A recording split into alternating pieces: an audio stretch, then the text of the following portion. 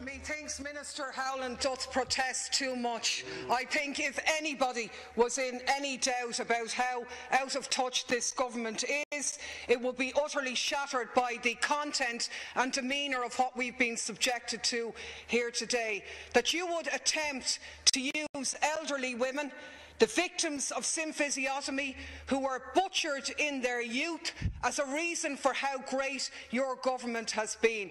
In actual fact, that's a continuation of that abuse, when you know that as we sit here, they are assembled across the road with the Irish Council for Civil Liberties and Amnesty International pleading for you to overturn the scheme that you have thrown in front of them. And that, to me, is a graphic illustration of how utterly out of touch this government is. It is the case that you say one thing and the reality is entirely different for people outside of these gates. Now, I don't agree with the people who say that this government hasn't achieved anything.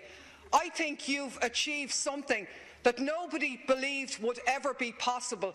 You have succeeded in galvanizing an opposition the length and breadth of this country, from the self-employed, from struggling farmers, from unemployed people, people who've seen their children leave this shores. You have succeeded in unleashing a mass movement which is unprecedented in modern times, in absolute opposition to the policies of your government, best presented in the toxic brand and your religious adherence to the dead duck of Irish water. You've pauperised and penalised the middle ground, driven them out of the ranks where they would have maybe traditionally supported you into an opposition that's united against you.